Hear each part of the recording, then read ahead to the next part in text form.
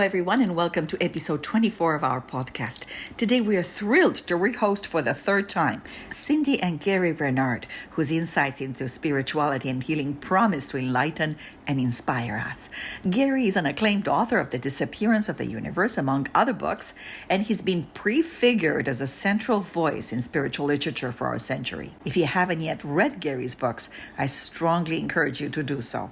Cindy is an acclaimed author of Spiritual Coupling, The Business of Forgiveness, but also a spiritual counselor and musician for many years. She brings a transformative perspective on wellness and spiritual health.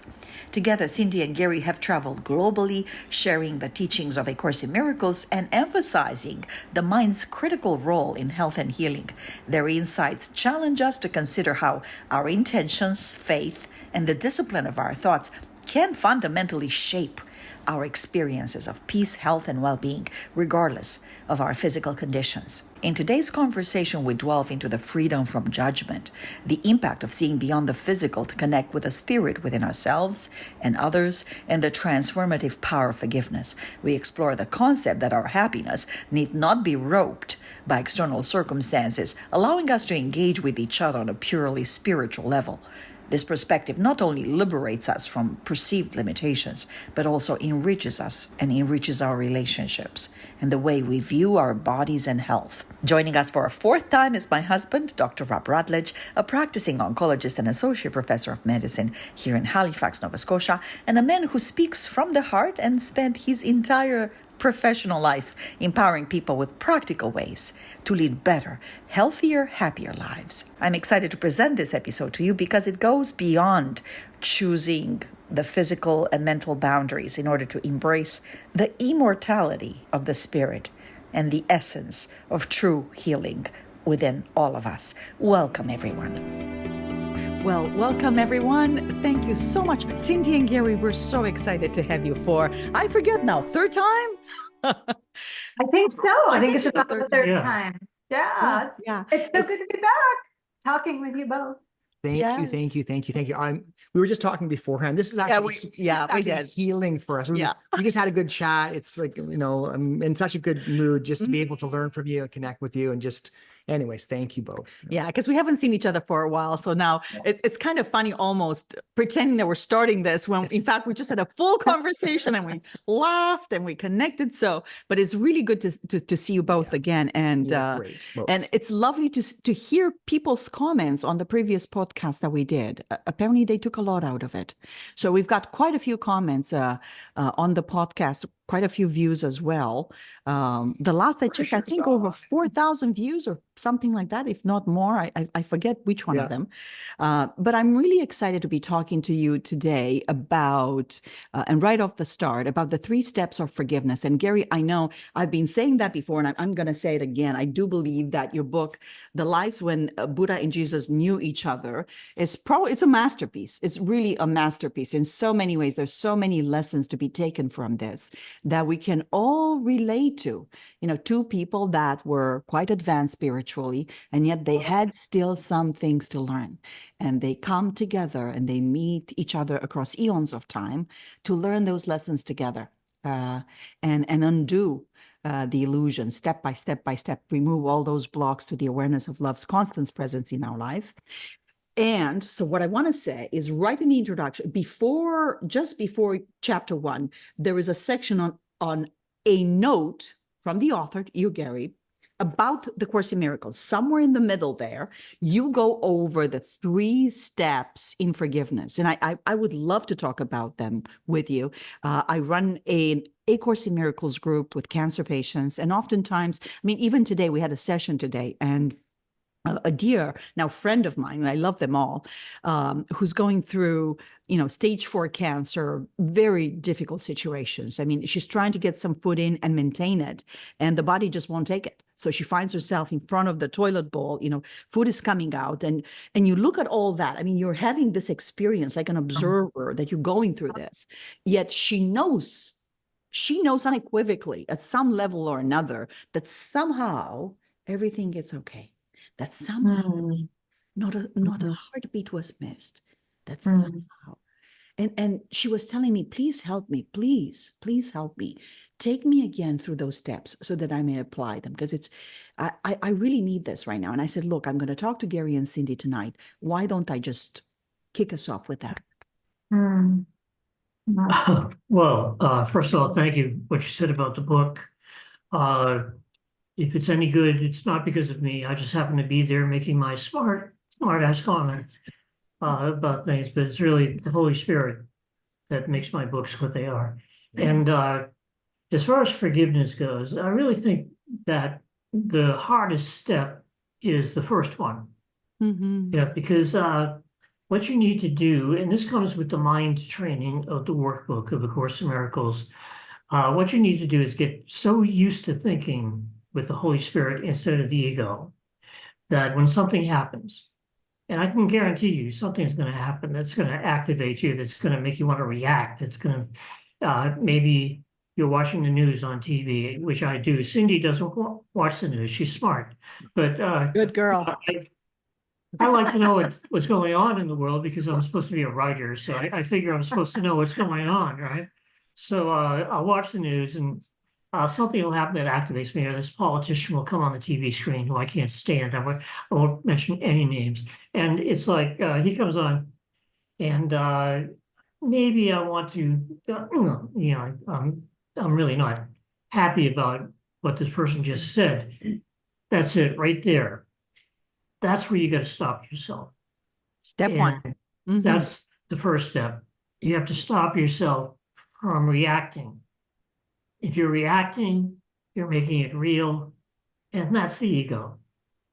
So you got to kind of like notice when you're starting to join with your ego and react to a situation, because forgiveness is just the opposite. One of the things that A Course in Miracles says about forgiveness is that it denies the ability of anything not of God to affect you. So you've got, God or the world. And, this doesn't mean that you don't function in the world or do your job in the world or have a normal life.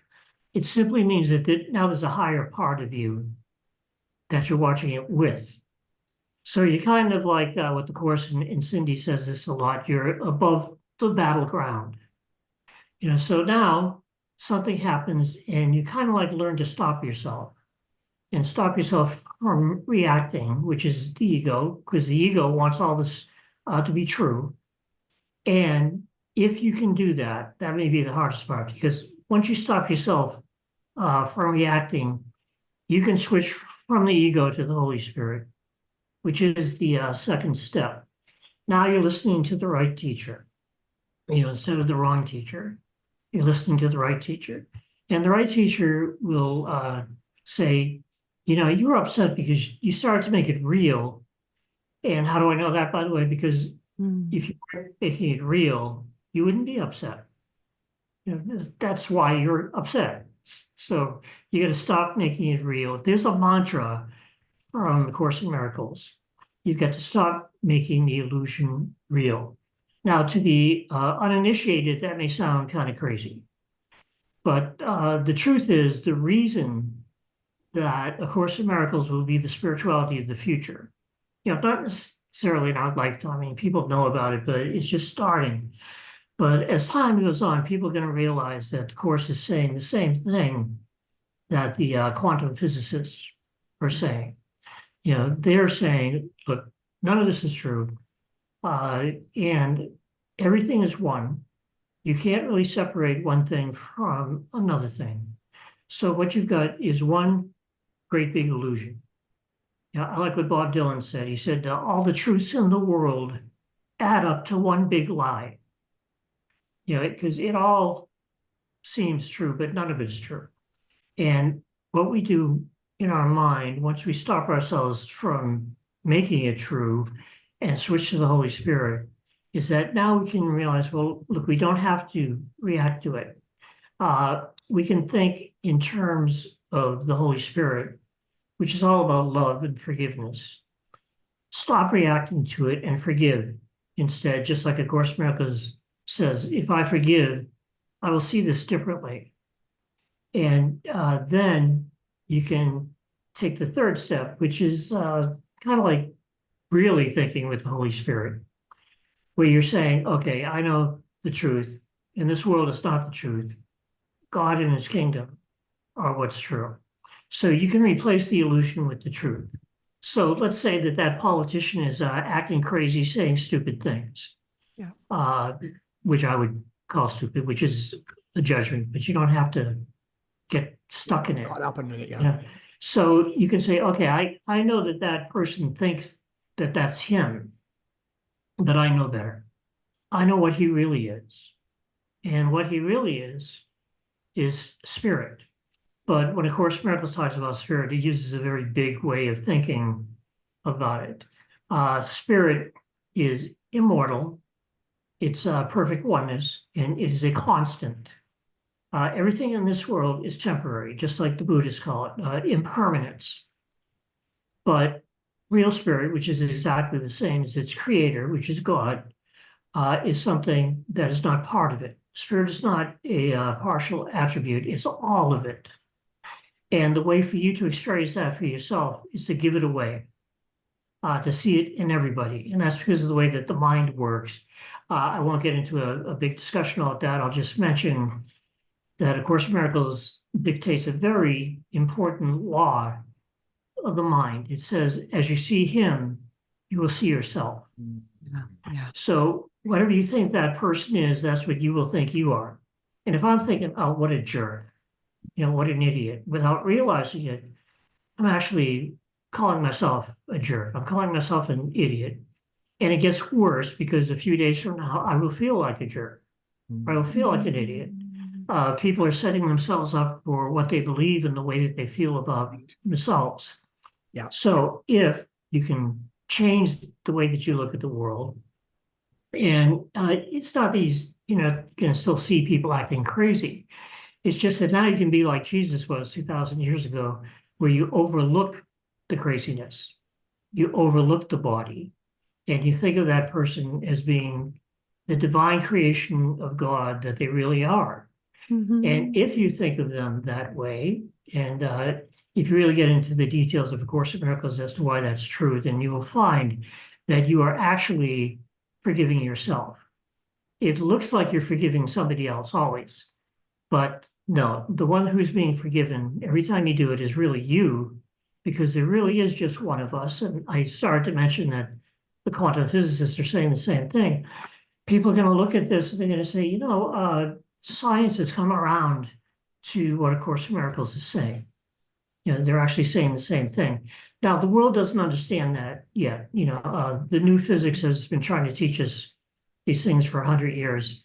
And I would say 99.999% of the people in the world don't get it yet. They will someday. And that's why I call the Course the spirituality of the future. That's pretty good, baby. Thank you, baby. A plus on that explanation. Well, I say those things, and sometimes I know some people are listening, and it's like they might be, what do you mean it's not real? What are you talking about? And that's something that is an acquired learning. It's not something that you just hear and grab it and run with it. It's something that you learn. And one thing that the workbook of A Course in Miracles says, it says, you may not believe the lessons, you don't have to, but do them. Yeah, because you get an experience. Yeah. Yes, it's doing them that will show you that they are true. Go ahead, Cindy. I was going to offer a kind of a personal example of, where I can work with this same kind of technique and idea. But go ahead, Cindy, if you want to. I was just wanted to add one thing to what Gary said. I think something that can be missed also, easily missed, and it's very key to learning to really, really automatically start learning to forgive instead of automatically judging the self or others, is there's a line in the Course that I love and that I always go back to remind me. And it says, it talks about being in a miracle state of readiness. And the way to do that is to, before you even start your day, set the tone at the beginning of the day. Clarify your goal at the beginning of the day. So that way, if something comes up during the day, you're already kind of in that frame of mind and you're not caught off guard And it might be a little harder to move into that forgiveness Yeah. when you're not preparing the mind Yeah. a bit earlier. So there's a line that says clarification of the goal belongs at the beginning Mhm. of any interaction with someone, or just at the Yeah. beginning of your day in general. Decide, hey, what kind of day do I want to have today? Get Right. that ball rolling. Yep. Then Love it. when Yeah, right, yeah, then yeah, when yeah. you're something comes up, it might not be as difficult Right. because To you're remember. Yeah. got to remember. So Well- I just want to insert that because I do think it helps with the forgiveness process. I have to have my coffee first. Exactly. I call that creating the yeah. conditions, right? Yeah. So do a meditation first thing in the morning, and I'm, Yes. changing my physiology in some ways as well, but also Yeah. by the end of it, I'm actually saying a prayer to remember what's most important to me, to remember God, mind, or Holy Yeah. Spirit, et cetera, et cetera. Yeah. And therefore I'm more likely to switch into that, or I'm faster to recover when I do get reactive. And so I'm going to get reactive because I'm still at I'm still on the ladder, and I'm responding and so on, but I can come back home more quickly. And oftentimes I can catch myself before I, spiral that issue. Yeah, well said. Yeah. One point that I want to bring up, and you say that in your introductory note, Gary, is that also in that last step, it's very important that we don't forgive ourselves, that we are actually part of spirit as well. And that's a difficult step for some, they really get this, I see spirit everywhere, or at least that muscle gets going. But the inclusion of the self, of my own perception of myself into that, it's a Right. difficult step for some. Yeah. And I've noticed personally that's a step I'm having difficulty with. Right, yeah. Many times I really have to stay, and I really have to saturate myself into the process, or really empty my mind and really be in a good space for me to do that. It's not an easy thing for me to do. I wanted to offer an Sure. example because we're talking about pointing outwards, like that person's no good, but I want to talk about this kind of self-reflection. Yeah. You're talking about it as well. So Yeah. it was the issue I wanted to bring to the discussion today, which is sometimes, and it happens often enough, I get into this kind of feeling like, oh, I'm not doing enough. And I can just feel this kind of, I wish I could get this done, and so on. And I can just see it's obviously I've created this virtual reality from childhood circumstances, from my experience, et cetera, et cetera. I'm only loved if I'm doing good things, et cetera, et cetera. And I'm in this space of, and so I'm able to watch, like the ego is doing this to me. Like, I'm not happy. I'm unsatisfied. Things aren't good enough. This is ego. Like, this is like real ego. I call it personal torment. I haven't. It's like I'm in that state. Oh my gosh, I know. If I read it, do I need to write another manuscript? Why am I not writing? I haven't written in a couple of days. Why am I not writing? This is not good. I'm failing. I'm losing my job. It's over. I'm a failure. Yeah. I don't belong. And to know, I'm thinking about our listeners. So you could use that example, or you can feel like you're suffering from great anxiety, or in your midst of depression. It could be any kind of ego state where you're like, I don't want this to be like this. And There's a trouble. There's a problem. There's a problem. There's a problem here. You don't know what it is, but it's coming. Or maybe just passed you and you didn't pay attention, but the problem is there. So you can see I've created this virtual world for myself. It's all ego play. The struggle, the tension, it shouldn't be this way, blah, blah, blah. It's all ego. And I was thinking about this, that there's two processes that are happening. On the one hand, there's a process of letting go. So I can just be able to watch myself struggle is the letting go part. And maybe that's step one around simply watching and being aware and trying not to react to my own ego tension and trauma and all that stuff. So there's this kind of letting go. And I know from a physiological point of view, if I simply watch, there's a different state of mind. And then almost like the physiology burns itself off. Or if we're angry, if you can just watch it without perturbing or catastrophizing, like 90 seconds later, things can settle. So on the one hand, there's the letting go, but I'm also curious because there's the proactivity part of this. There's something positive. It's the choosing, because I feel badly. Like I'm in a snarky mood because I'm feeling like I can't get anything done. And I feel badly for Gabriela. She has to be around me who's like, oh, I'm not happy. Things aren't going my way. And I just feel badly for her. So it's like, I don't know if letting go is enough because it just leaves me, kind of sad and upset. There's the choosing part, the choosing around different mind that that I am connected with love, that I can see people as love. And when I kind of choose the kind of course teachings, that kind of helps bring me out of that mood as well. And I wanted to share that idea so you guys could reflect on those processes, letting go and then choosing and being proactive in terms of letting our love out. Yeah. Oh, it's a great comment, a great example, and a great lead into the next discussion here, because it's so, on the one hand, it's so important to practice letting go of resistance, just to how you're feeling in the moment. There's value in that, and letting go of resistance and being the best we can a neutral observer of the situation. That's what when I always talk about being above the battleground, that's what it means, is to be that neutral observer where you're just watching, as you said, you watch yourself going through the emotion, which helps one to be a little bit less attached to what's happening on the outside. So there's value in that, and that's very valid to practice that. Then there's an active participation part where we use our minds, and I consider that the active part, where we use our minds to ask ourselves and to decide, first of all, ask ourselves, where am I in my mind right now? Am I leaning toward the ego right now, which is bringing me this pain? And am I listening to that story? Am I playing a loop over and over again that's keeping me feeling stuck and stagnant? This is a very active role we can play, is to really go back into the mind and go, what am I choosing? And I can decide which teacher I'm choosing to look at this with.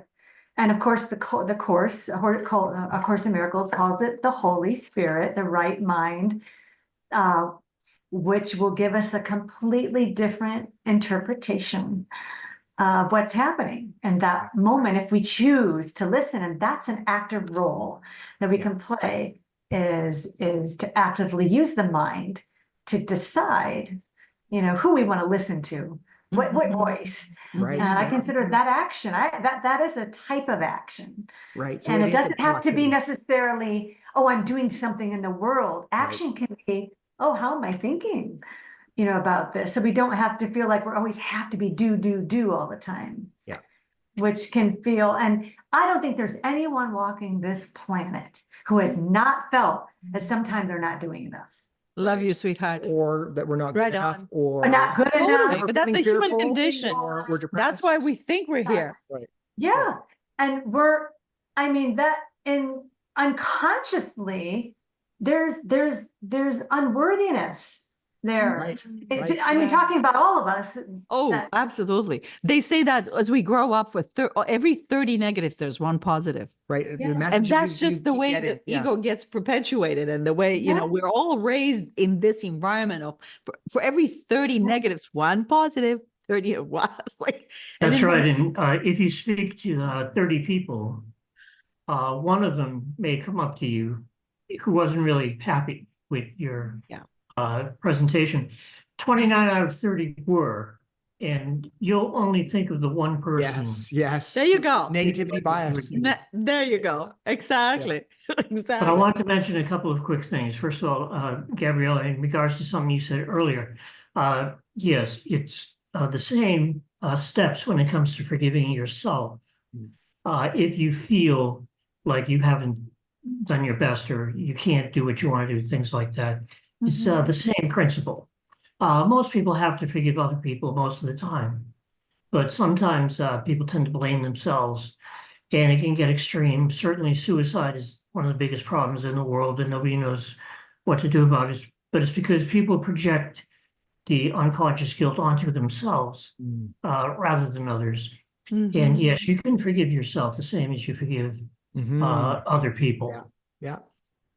Well, you know, one thing too, with the course, this is what, because we're talking about worth, I this want to is say why. something else, but Oh, you go can. ahead.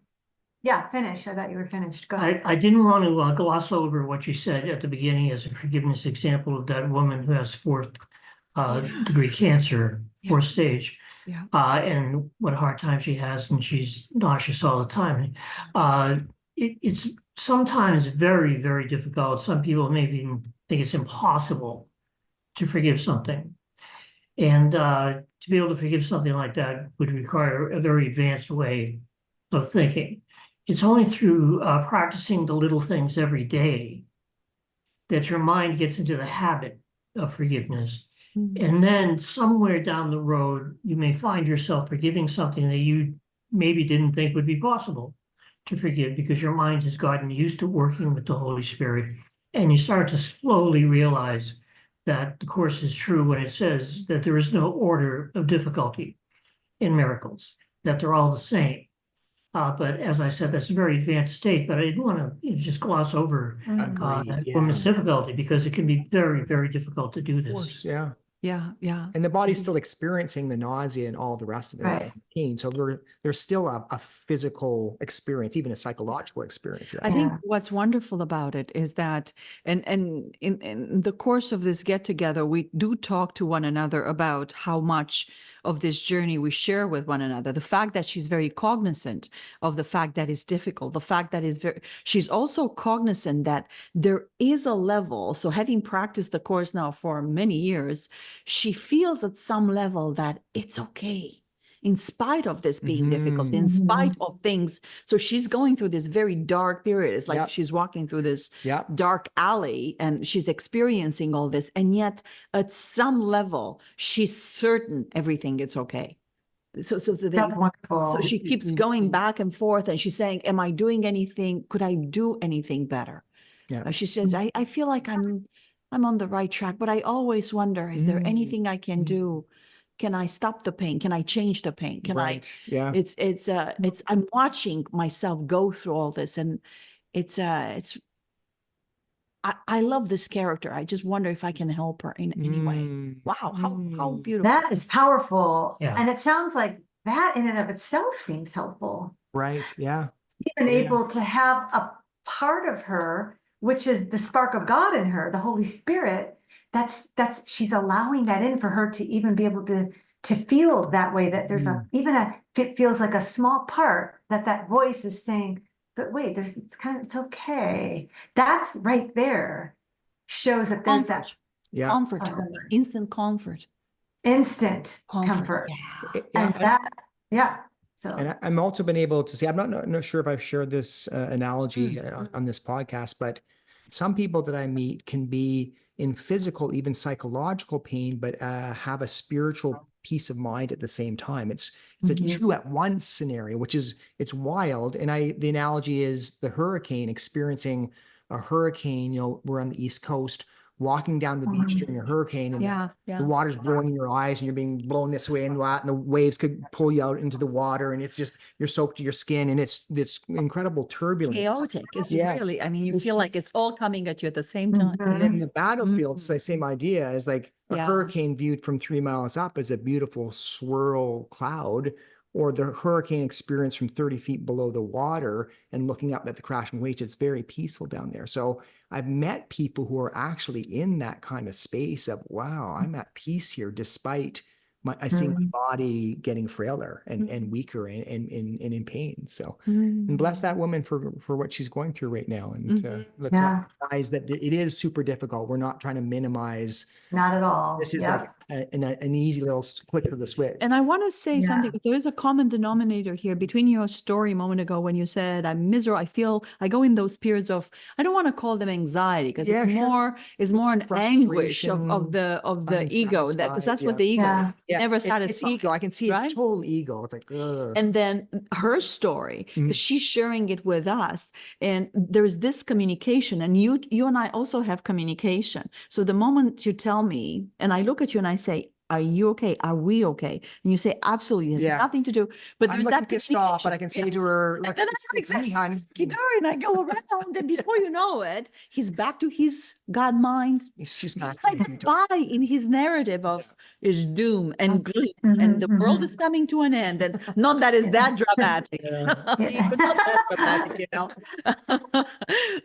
But still, you know, what a great opportunity to find in one another. And we do laugh a lot. So sometimes we got to the point now, if I'm really miserable, like I'm blah, blah, blah, and there is a little bit of humor, but not humor laughing at me. Look at you, ha ha ha. You know, you're going through a difficult Right. time as much as, Right. oh, aren't we getting a ride from the ego right now? Or and it's not even that as much as we use this altered ego voice. Oh, like give me an example. Unfortunately, I dropped too many F-bombs during the example, but It's okay. it's Listeners should not be under the age of 18 listening to this podcast. Now you can say it. yeah, it's like, you know, Rob, can you put away those dishes? Are you a fucking lazy bugger doing that going? So anyways, is that type of thing. So he says that, I'm just cracking up, and then we keep on going the joke, and all of a sudden, something that before used to trigger a negative response.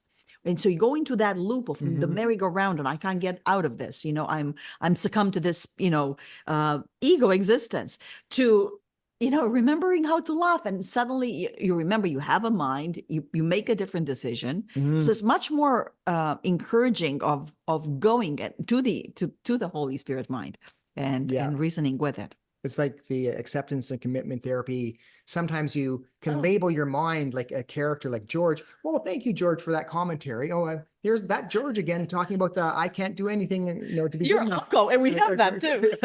Sorry. Also an Anka. Yeah, so to be able to watch your own mind, there's like different techniques around that. So. Yeah. You know, you brought up laughter. That is just also a key factor in bringing ourselves right back to remembering to laugh.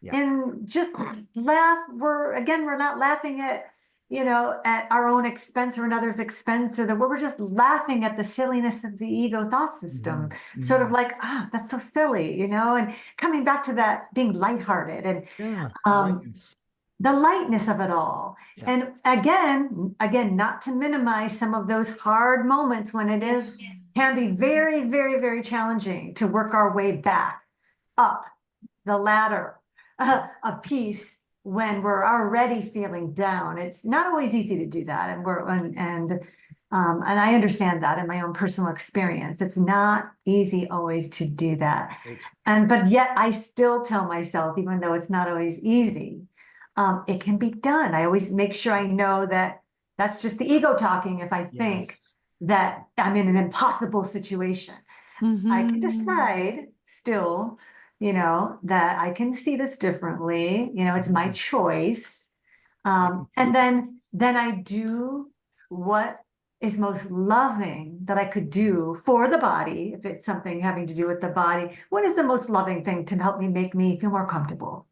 So we're not denying the physical level, denying that we might need something to assist us, to help us feel comfortable. That's perfectly okay. And we can do that with forgiveness if we need to, for the Holy Spirit, you know. So it doesn't mean we have to neglect, you know, the body, or we're not going to use what the Course calls magic, you know, an outside source that can help us feel comfortable. While at the same time, we can remember, well, look, we can still practice forgiveness at the same time. Still do the mind work, but we don't have to deny that we are experiencing ourselves in a world of time and space. And I know the Course, you know, the Course says that too, about, hey, that's an unworthy form of denial, to deny your experience here in the world. But you can change your mind. You can work at that level to learn to think and choose the Holy Spirit as your teacher. And I think that's what matters. And we do our best to take care of ourselves. Yeah. And whatever the form will show up in the best way that will help ourselves as we make the decision in our minds that we want to be well, we care about ourselves, where we think of ourselves as worthy, and we are worth the consistent effort, you know, that it takes. And The one comment I just wanted to make that the Course does say about this, about worth, I think is so beautiful. Because in this world, we're all brought up to, I think at least, most of us are brought up, we learn that what we do is what makes us have value and what we do in the world. If we're not doing enough, then we're Sadly, not somehow yeah, important or it's not worthy. So listen to what Jesus says in the Course. He says, this is so powerful. Your worth is not established by teaching or learning. What you do, think, wish, or make is not necessary to establish your worth. Your worth is established by God. Nothing you do, think, wish, or make is necessary to establish your worth. You're worthy because God created you. And you don't have to, it has nothing to do with the world or what you do in the world. Just because you exist, you're worthy. Yeah. You know, you meaning the real you, as we are in truth, as spirit. It's just, right? No, there's nothing that we have to do, but we live in a society of do. Oh my goodness. Instead of, it's okay to take a pause. Well, that's the reflect, side right? of do. It produces a lot of do. Do thinking. Do thinking. Do provides, causes do thinking.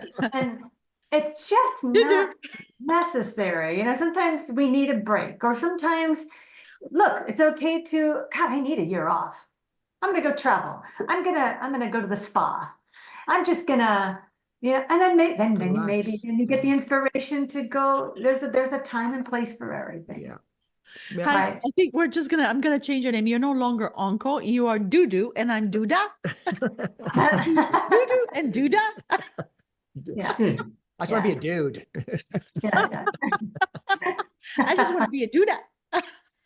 I want to ask, I asked no. I think I may have even asked this question last time. So as I'm getting older, so I'm now 59, I'm starting to be able to see my ego at play more often. So it's, I just want to take a few examples. It becomes pretty obvious then when I think about what other people think of me. That's the first step is like, that is just totally virtual. They're probably not even thinking about me anyways, but this is like virtual. And then I gave you the example of like struggling with an emotional state and recognizing those are just thoughts and feelings and emotion. That actually doesn't define me either. Yeah. And more being able to have that kind of view from the above the battleground, feeling like, no, that's just, those are things that are happening, and that there is this kind of, I don't know, level, I call it like an observer consciousness, but it's beyond that.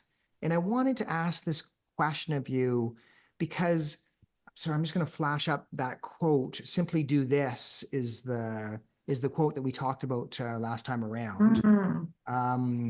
Simply do this, be still and lay aside all thoughts of what you are and what God is. And then at the end it says, forget this world, forget this course, and come with wholly empty hands onto your God. So it really seems like, and I really believe in my heart, I have an intuitive sense of this, when I can let go of all that ego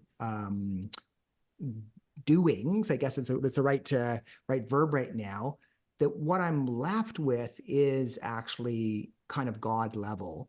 And I hear that when I read or hear the other kind of non-dual teachers like Eckhart Tolle or Rupert Spear or Muji. It's like they're all pointing to this idea that when you kind of let go of all these kind of thinking and so on, you're left with this last kind of your being in some sense.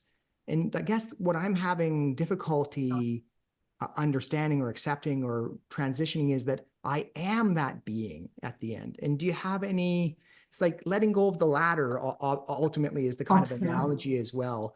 Do you have any kind of reflections on what I've said there in terms of you are actually the light, you are actually God, you're actually that sense of beingness. That's you. Yes. And that's all of us, and it's one. Right. Yeah. In the book that I'm working on right now, my teachers say, you will never be free until you stop being concerned about what people think of you. And because you're saying a lot there. You're saying that it's real and that it really matters. And it's also funny what you said, because they're probably not thinking about you anyway most of the time. So you've got to let that go, because only then can you replace it with the truth. And the truth is what you're talking about. The truth is God. The truth is the light, and you are the light. And ultimately, you are exactly the same as God. I know that may sound arrogant to some people, but no, God doesn't do different. God created you to be exactly the same as God, and that's what should affect you. So if you can, shut down the ego, say, no, wait a minute, forget about that. It doesn't matter what they think. I'm not going to go all the way with this and point out that they don't exist. Yeah. But it's like, that's actually true too, but yeah. yeah, but it's like if you're concerned about what people think about you, you're totally at the effect of the ego. But if you can say it doesn't matter because what's true is eternal and changeless, then you're taking a giant step home toward where you really belong. And how do we get there, right? What's the practical steps of getting there? So we can say these truths in A Course in Miracles, right? That, okay, we really are the light, right? We're absolute reality. We're one in God, all of us as one. We're the light of the world, and that hasn't changed because we've made up a story, the ego story, which made up this world of time and space that doesn't really exist. It's still in our mind. But how do we get, right? What's the practical steps? Well, I think part of it is starting to question those beliefs. But it requires an inquiry, a deep inner, right? An inquiry of what beliefs am I holding? And why do I think this way?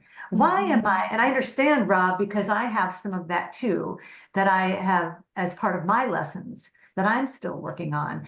Now, I have to ask myself, okay, what is that belief? Why is it there? What is it serving? What purpose is it serving? Go to the purpose. Now, there is an ego purpose for that belief, and then there's the Holy Spirit's purpose.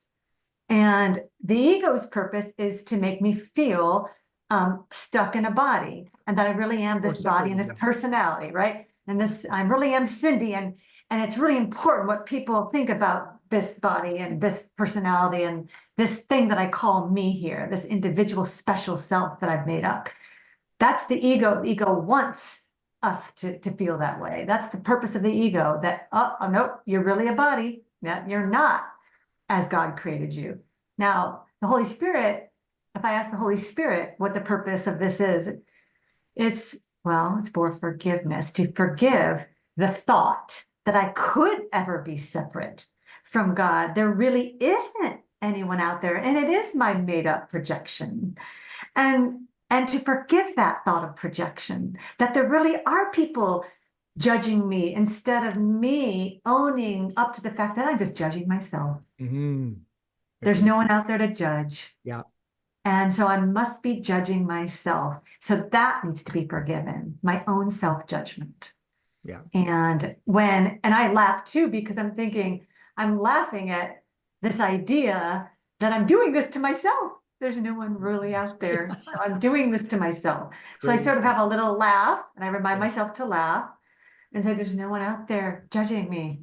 There isn't anyone else. Right. So what am I left with? Myself, this belief in myself. So part of that is, Holy Spirit, please help me to look at this differently so I can see with true vision. Help me to see myself as I really am instead of the self that I made up. Yeah. And then you kind of take the ball from there, and then maybe you do the forgiveness steps in that moment. But that's, I think, part of the practical part, practicing part. Yeah, and I like that practicing part, because I think at any point when we run into that tension or feeling like I'm missing something or whatever, you can always kind of say that prayer on the spot. Please guide me. Please teach me. Now, you may not get the answer immediately, is my impression, but at least it's like letting go into the Holy Spirit, however you want to say it, to kind of learn that next step. So maybe I do need to say that prayer to say, how do I let go of the ladder and recognize that I am just pure beingness? Because I really feel I'm getting closer to that point of just like letting it all go. And in some sense, it just doesn't matter. I think that's where I'm feeling. Yeah. Like that's maybe I'm getting, I'm almost 60 years old. And it's like, it just doesn't matter actually. It's picture. Back to that song. Yeah. It just Doesn't matter. Yeah. It's hard to let go of, it's hard, it just doesn't matter. But you know, the last thing the ego wants us to do is let go of itself. Because it feels it's right at the end of the ego. Finished. It's done. It's done. like death to the Death to the ego. Death to the ego. To the ego. That's terrifying to the ego. Does not want to choose the light. Does not want us to remember we are minds. That because it depends on the resistance. mind. Yeah. Yeah. I feel that resistance, and I think we all do as we start letting go. Oh, you feel it. Oh yeah. Don't kid yourself. You do Oh feel yeah. it. Yeah. Yeah. It's very, I think if anyone is really being unless you're really there at the where Jesus was at that level, there's going to be some of that still there in the mind until it's forgiven. You know, that we're all going to experience this from time, this fear of letting go of this individual self we made so special. That's tough. But that's the work of A Course in Miracles. That's what forgiveness can do. That's the purpose of forgiveness, is to undo that thought system. Yeah. Right. That we really are, you know, alone, lonely, and in this fearful world. We feel stuck here. We feel, how do we get out of this? All of this stuff can come up, and especially if something's going on with the body, it can even make it more, escalate 100%. That fear even more. Yes. Yeah. That's the human experience. That's the human experience. So the other mega question I had for you was, do we really need this understanding? Because ultimately we are going to mature. We're going to forgive. We're going to come back to our source. So does it matter that we're actually doing this work together? I think so. Absolutely. Yeah, I think that what it does is it accelerates your return home to where you really belong. As A Course in Miracles says, this world you seem to live in is not home to you. And somewhere in your mind, you know that this is true. Now, I don't expect everybody to just jump on board with that, but what I'm saying is that there's your real home. And if you're interested in going home, then this work will greatly accelerate your return and save you an inestimable amount of time. And in fact, of course, the Course says the chief aim of the miracle worker is to save time. And that the kind of forgiveness that we're talking about can substitute for learning that may have taken thousands of years. So to me, that's one of the main features of A Course in Miracles, is to save you time. Yeah. Now, if you believe that, fine. If you don't believe that, fine. You know, you're still. I mean, you know, people are free to stick around here as long as they want. Yeah, it's not a sin. You know, you can stay here. You can keep coming back here over and over again. But if you decide that you'd rather go home, then that's the real purpose of this work, is to save you a lot of time in getting there. Yeah. And I think that's why the understanding, I know it's all ego, I know it's all world, but I think it's very helpful to have the framework and the teachings that you're offering. You're converting a text that's for many people difficult to understand into something that's more practical, and there's a framework there and is helpful for us to kind of make that maturation understanding. And in the practice, I think the practice on the day-to-day is actually, I think, super important, is that we, as I agree with Cindy's, like first thing in the morning, to remember what the process is, so that when we are primed, we can keep on practicing, coming back faster. And at the same time, you know, I realize that, you know, Holy Spirit will talk to us in ways we can accept and understand. So for example, having been through education so much and spending so many years in school, I realized that, you know, I've made the intellect a god. It all has to pass, you know, science, the rules of science, the clarity, accuracy, precision, specificity, relevance, logic. And boy, don't I dance so well around those principles, the wonderful gateway keepers of the Western civilization of thought. However, I do have to say that in my heart, what I truly believe is that what has helped me forgive faster and really take at heart the principles of the Course in Miracles have not been the intellectualization part as much as how I feel. Yeah. This is the motivator Mhm. that has kept me practicing the course. And I have become so reliant on it because I know when I'm choosing the Holy Spirit mind. I feel it. I feel it. It's how it makes me feel, Yes. is the peace that it brings, Yes. the love in my mouth, Yes. the words of what is coming out of my mouth, what is coming out of my, it's I speak with purpose. I speak with love. It's an experience that I'm having that I can absolutely not deny. And it's not the intellectualization. Oh, don't get me wrong. I know so many quotes. I can quote them back and I can look so smart, but it's not that. Yeah. Is that feeling Yeah. that propels me further, that makes me, I'm hooked to it. I'm Nice. hooked Yeah. to it because of how it makes me feel. Yeah, there it is. Gary's teaching it. You'll gain greater peace Yeah. as you're going forward. And you're like, Gary, just like you said, I cannot ignore my brother. I cannot, it's in here that my lessons lie, with my immediate environment, with the people that I interact with, the people that I'm hooked, like a, presidential race and one of the candidates and and those are my greatest teachers. What enormous opportunities, because they really trigger that thing that has brought me where I'm at because of how it made me feel. What would it be, Gabriela? Is it going to be fear? Is it going to be love? Make your choice, girl. Nobody can make that for you. Yeah, that is it's such I'm glad you brought up feeling, because what other motivator would we have if we didn't feel? Yeah. It tells us where we are. Yeah. That mood that whatever mood we're in tells us, first of all, what are we choosing? What teacher are we choosing? Yes. And that could be a tremendous motivator. The course says that too. It talks about your mood. Pay attention to your mood, because it will tell you, where you are in your mind. Now, there's nothing sinful about being in the ego. It's just saying it will help assist you to tell you, right, where we are. And then we can take it right from that moment forward, whichever direction we choose. But we need that's where feeling can be an important part of all this. Yes. A lot of people ask us about feelings. Yeah. Oh, is that right? I say, don't pay attention to them. Pay attention to them. Yeah. Well, I mean, I think I believe, that's intellectual thought, is that when we're in resonance with God, we feel it. It's not necessarily understand. Yeah, the Yeah. understanding Yeah. part. No, yeah, totally. Yeah. Totally. You can feel it though. I agree. You can feel that, like the inspiration, for example. Like when I'm in a state of inspiration, I am in a pure state of joy. I feel the joy. Yes. I feel it, like in every fiber of my being. I'm excited. I'm happy. And that's inspiration, and joy, which equals joy. But then if I'm not in that, if I'm in a state of separation, guess what? I'm just like, I'm tired, I'm fatigued. And You retreat, right? You totally different feeling. So that's why totally different feeling.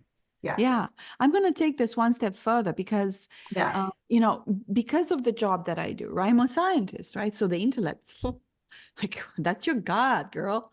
Don't mess up with the intellect. So, and a lot of the times will really get in the way. For me, the intellect a lot of the time becomes a true impediment. I mean, it takes a physical form of an impediment in my life that will prevent me from being able to forgive. And I had to, it's really interesting because I found this way of using my intellect. I'm not sure how I'm going to explain this. I'm going to give you a concrete example. Suppose that I'm having a really tough day at work because I have a colleague that, say, for example, is impeding a process of, say, getting funding for a cause that I really believe in. And I really know who the person is. And so I'm definitely holding a grievance, and I'm at war right now. We're just, come on. Don't be a coward. Just come to me because I'm ready. And I might look like I'm small, but I have fists and I can take you on. Just come on. And I realized I'm saying, oh my God, this is not good. Oh my God, look, the grievance is like, what the heck? I can't move. I can't work. All I'm doing is just, I'm having this repetitive fight with this, person that is not, it's a physical model in my mind that this is insanity. I'm gone. This is it. So what I do is this, I say, okay, Gabriela, honey. And I'm talking to myself. I say, okay, look, You love God, right? Yeah. I definitely love God. You believe in God. Oh yeah, definitely I believe in God. Okay. Could you imagine, is it true? Can you believe that behind or at the core of every person that you're perceiving, even the worst criminal, there is a speck of light? They're pure light. There is light at the core of everyone. Yeah. Okay. Yeah. This person belongs to it's like everybody. I mean, it's a person among many that exists, and they have some light in them. Yeah, okay.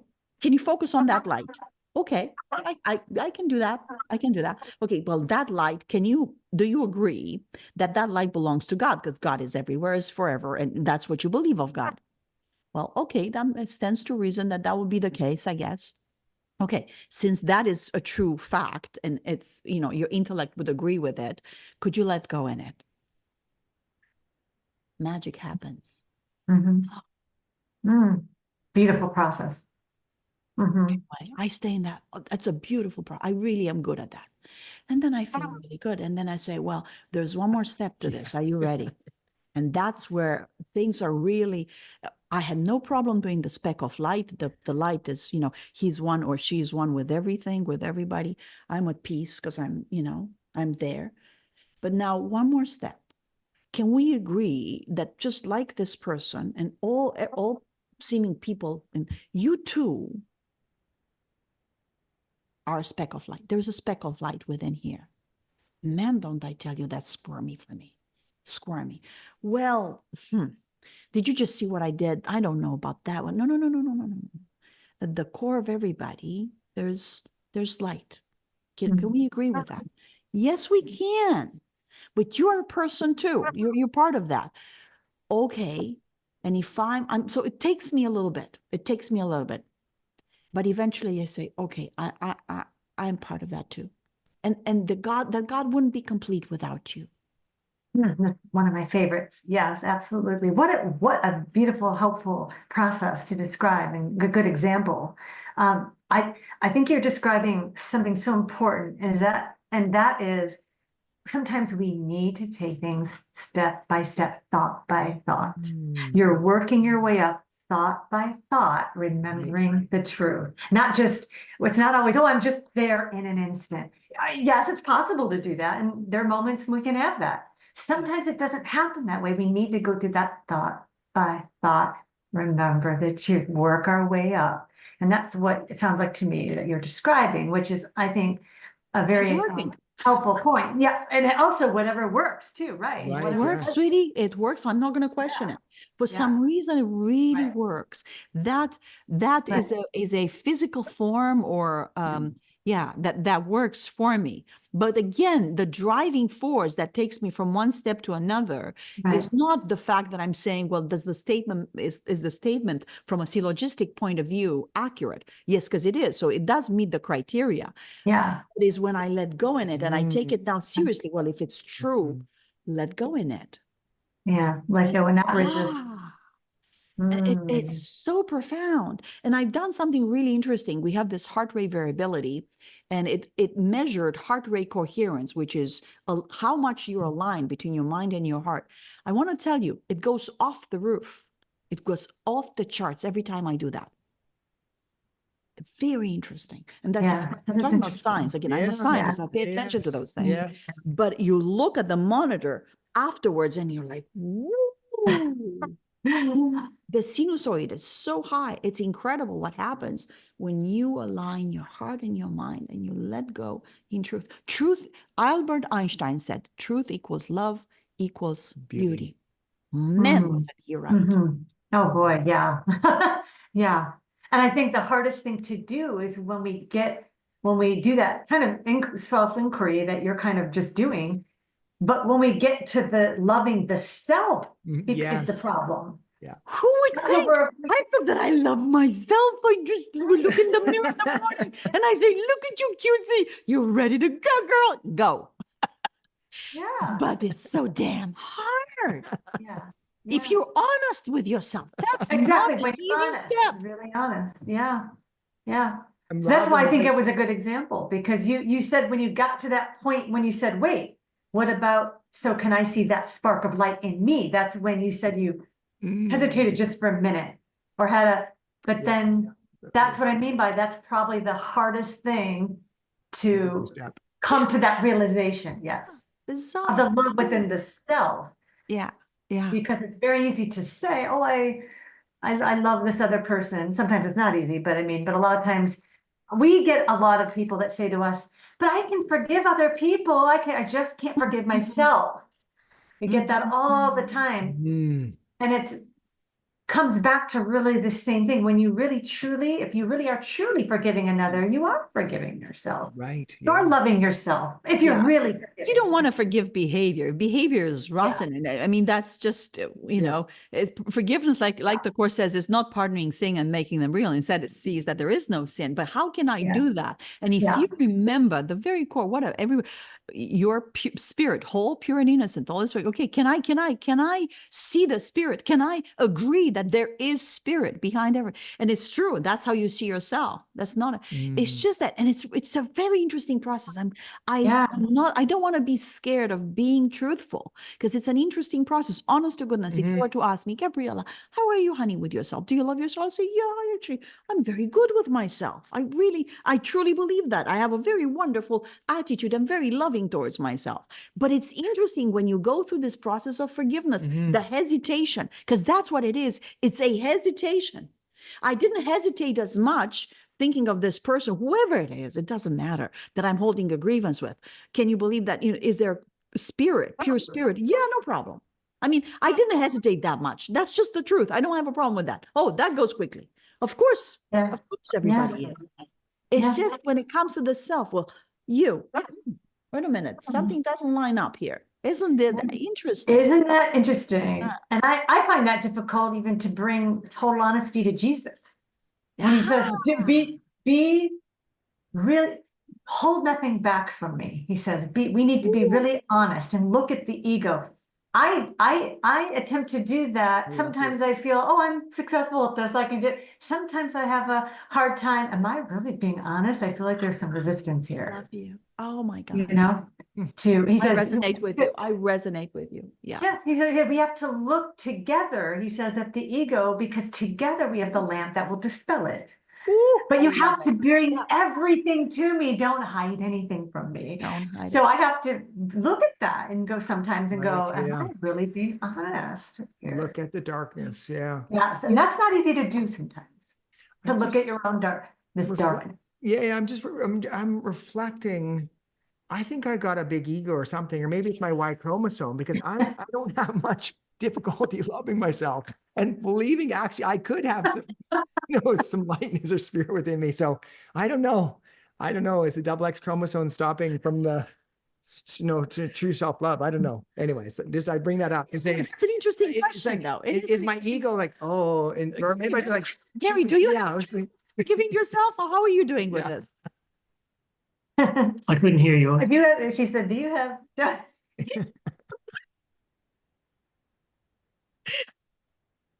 I'll let Gabriela repeat the question. Yes.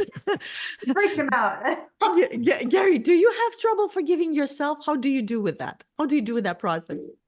I think I did it at first. When I first started doing the Course in Miracles, 1993, 94. But the workbook of the Course in Miracles really helped me with that. And I don't think I'm giving too much away if I say that there's a certain workbook lesson where, because I always thought that Jesus was a friend of mine, and I always felt a relationship with him. And I started to suspect that I was innocent in doing the workbook of A Course in Miracles, which was a great feeling for me because I didn't feel like I was a very good person. I guess I had been gaslighted or something, but because looking back on it, I wasn't a bad guy. Yeah. But I didn't think I was a very good person. And I'm doing the workbook of the Course. And I started to suspect that I was innocent, which is a great feeling. Then ways in second half of the workbook, Jesus says, we are forgiven now. And I really got it then, that I was forgiven. Not that I had done anything to be forgiven for, because we really haven't, but we think that we have. And I really got it. So I think that the first couple of years of doing the Course, I really got the fact that I was forgiven and that I could forgive myself. And so I'm very lucky in that regard. And, you know, I know that I've screwed up and that I've made mistakes. Well, welcome to the club, you know? So everybody does. They just think they're the only ones. But no, everybody does. And you have to forgive yourself the same way that you forgive other people. And then Yeah. eventually, as you go along, you start to realize it's all the same. There's really only one of us. Yeah, Beautiful. Yeah. yeah. So Gary, any tips about your book? What's happening there? Yeah. Any wisdom that you're willing to share? Even though the book is not out, people. It's coming along slowly. As I famously write my books very slowly. Well, that's why they're so good. It was worth. It's like it a was worth meal the that is wait. cooked Yeah. slowly. Those are the best. Slow cooker. Slow cooker. And this one is very interesting because it's really almost, well, I'd say it is about finishing the job. You know, it's about going all the way home to God. In fact, that's the subtitle of the book, Going All the Way Home. Nice. I'm not telling anybody the title because it's a secret, but it's really great. I mean, Art and Person have a way of giving you really good titles Nice. for books. And I think titles are important. You know, like I've seen some really good movies that had kind of like a crummy title, not very good, and nobody went to see them. Yeah. Even though they're these really good movies. Mm-hmm. And Art and Person said, look, if you're going to do a book, give it a good title so that people will be interested. The chapter titles, give them good chapter titles, you know, so that people will know what it's about. Where a lot of these books, you pick up the chapter titles and they're just kind of like, you know, mundane. And Art and Person like things that jump off the page at people. So that makes it more fun for me too. And I'm excited about this book because it is about finishing the job. And I don't know if it's the last book. It could be the last one, but I'm not sure about that. I thought I was done after 3 books. You know, I thought, well, that's it. It was, you know, it was a trilogy and it's all done and it's not great. And now I can move to Hawaii and drink beer. You know, and it's like, then this other book starts coming, which you talked about earlier, which I'm grateful for, Gabriela. And I didn't know that was going to come. Oh my God. Took me by surprise, but it was really fun to do. That's probably the most fun book, I think, that we've done. This book may be the most difficult to write because they're having me write about things that you can't really describe. You know, mystical experiences, the experience of being with God. These are things that can't really be put into words. So I'm like, okay, you can't put this into words, so I'll tell you what it's like. And you know how A Course in Miracles says that words are like twice removed from reality. Yeah. You know, symbols of symbols. I think Art and Person are trying to get me to get it down from twice removed to maybe just 1.5 times removed 1.5 from reality. And it's not easy, but it's worth it. And believe me, when it comes out, I'll be the happiest person. Forget about other people. They want the book. I'll be the happiest person in the world when it finally does. Yeah. Sweet. And for this book, I'm going back to my original publisher, D. Patrick Miller of Fearless Books. Yeah. Hay House was sold to another company, and all the people I used to know there, they're all kind of like deceased. So it's like I'm going back to my origins. I've come full circle back to my original publisher. Yeah. Who without him, there probably never would have been a Disappearance of the Universe. So I'm very happy about that. Nice. We met Patrick. He's a sweetheart. We met him with Mumsy, with Doris, your mom, Cindy. Oh yeah. You call her Mumsy too. Just Mumsy. my mother, I like if Mumsy. anybody listening doesn't know, we call Gary has called my mother Mumsy, and that's what Gabrielle is referring to as my mother Mumsy. Yeah. Yes, I remember. We met him in San Francisco. Actually, that was a talk actually organized by Doris, I believe, and we gave a little talk about Cancer Pep and how we woven in principles of A Course in Miracles through the attitudes of forgiveness that can be helpful in health and healing. And then from there, we went to Temecula, and there Gloria was so kind. Is that Ken And she Wapnick's wife? Yeah. Yeah, that's Kenneth Wapnick's wife, Gloria Wapnick. She organized another talk there. So she brought in most of the people that worked at the foundation, plus some other people in the community, all course people. And we gave a talk there as well. That was really cool, actually, to be in that same room with where Kenneth used to talk. And I thought that was really a beautiful conversation, very much like this. Because, she, for those that know, Gloria has struggled with neuropathy, which is it's almost a persistent chronic sense of pain. Yeah. And like I said, who doesn't suffer from a chronic illness these days? My goodness. I know. You know, so it's important to talk about those issues. And that's why we're so appreciative, honest to goodness, lovies. Not that we are friends, we are family, but we're so appreciative that we're having those conversations because by the comments that we read from the podcast that we've done together, people really appreciate them. And even months after, we're still getting comments, or we're getting people's feedback. And, we all learn together. Yeah. And I really appreciate you spending the time and sharing your teaching. It's like, for me, it's like spiritual nourishment. Like this is a meal for me that I get to digest and then think about and hopefully keep on making my progress over time. So thank you both really for time and sharing your wisdom. Thank you. Thank you for having us on. And we feel the same. How can it not benefit all of us, right? In some way, it's got to benefit all of us. So it's just a beautiful joining, and we love to be a part of this. So we're happy. So thank you for having us. We also believe what the Course says when it says, you learn what you teach.